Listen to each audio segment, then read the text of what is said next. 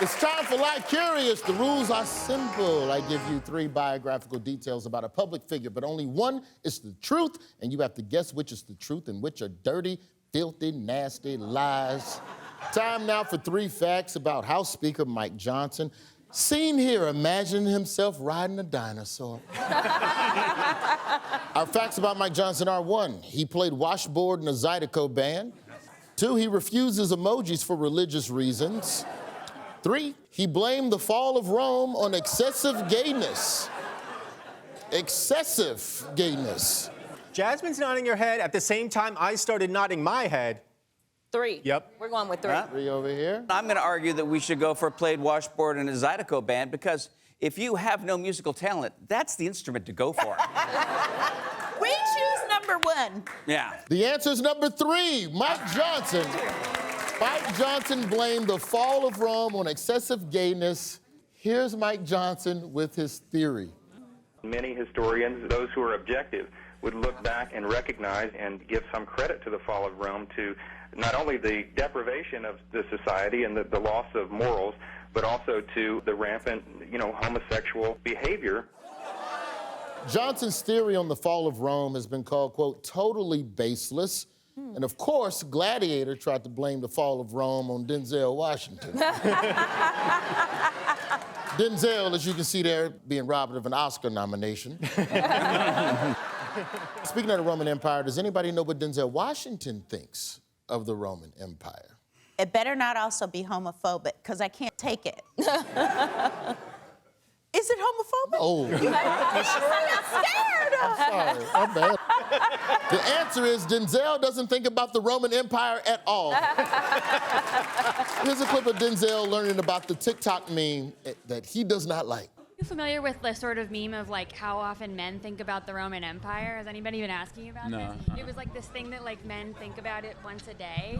About the Roman Empire? Men think about the Roman... No, not all men. But I do have a real question. What is excessive gayness? Like, am I doing it right now? Is it this? Time for 3 facts about the real-life Lorax Bernie Sanders. Our facts are, he supported a national ban on pantyhose. He walked out of a screening of Ghostbusters because he found it ridiculous.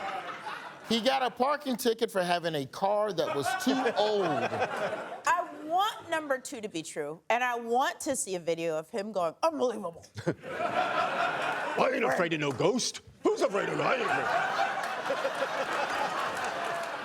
I want it to be 2. Sam, 2? are you comfortable with 2? I am comfortable with 2, although I'm starting to wonder if there's not something wrong with pantyhose. Right? That's what I'm thinking. There's got to be something about pantyhose. Yeah. Oh, whoa.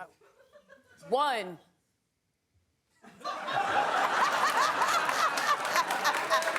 Roy, we're going with 1. Both of y'all are wrong. Bernie Sanders got a parking ticket. Got a parking ticket in his own designated mayoral parking spot because his car was so beat up. I mean, let's be real. Like, a car can be raggedy, but it can't be that bad. Can we see the car, please?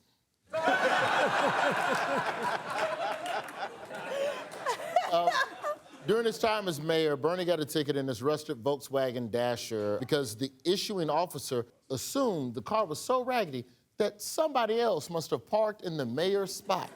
I've certainly had a piece of shit car. Yes, I have. But I don't think it would have been so bad that someone would be like, this car should not exist. And if it does, it cannot exist here. I have a Tesla, so I can believe it.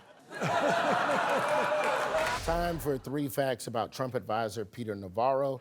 Our facts are, he once got in a fist fight with Bill Murray. He suffers from a rare form of dyslexia that impacts his ability to identify numbers.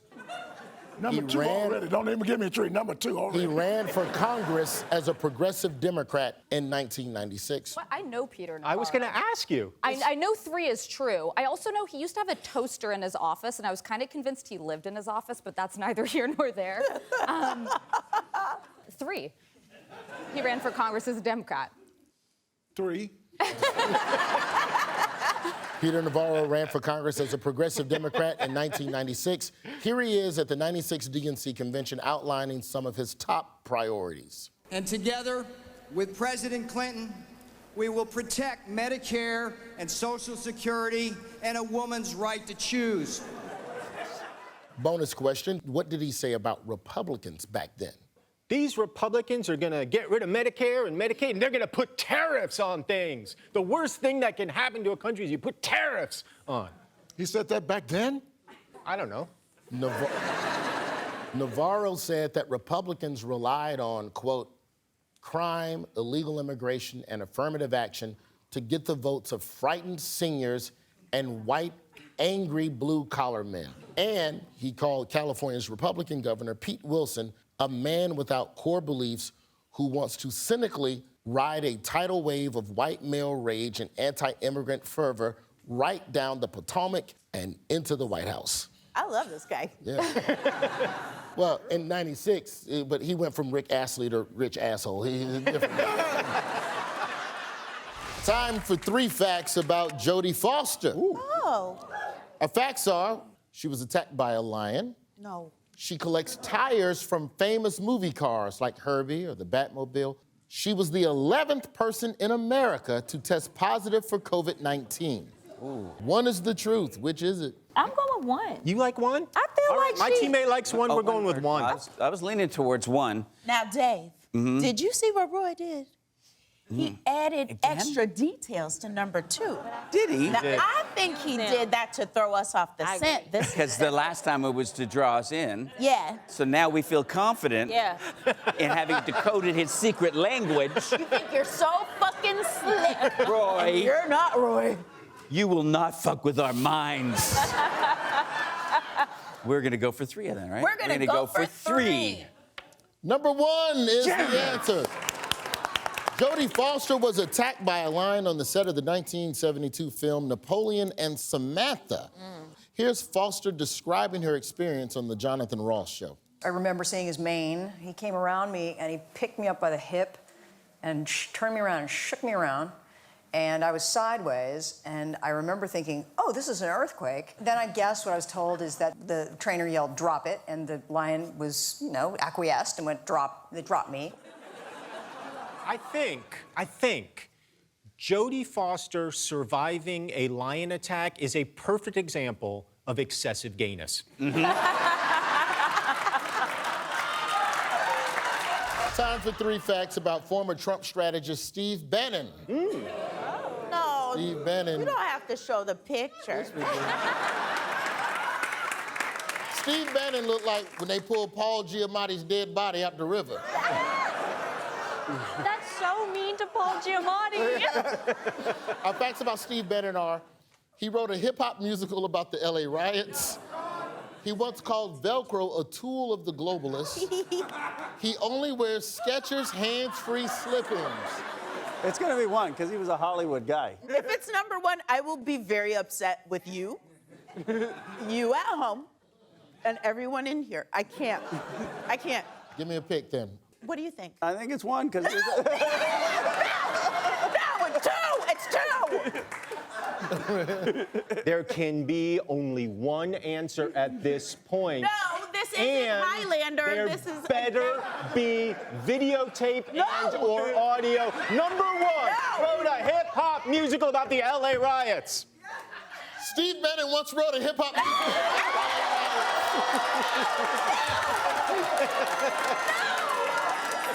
Don't do this. Roy, don't point. Just go to the next This is the video finger. You know this is the video finger.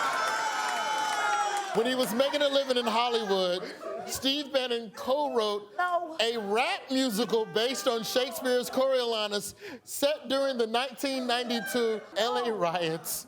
No. The legend of Bannon's lost masterpiece went viral back in 2017, so media company Now This put together a table read with actors and comedians. Take a look. His bloody brow. No! God, no! Bitch, please. It becomes a man. Cut me to pieces, Crips. The Crips descend on Coriolanus, shouting. Tear him to pieces! is. He whacked my cuz.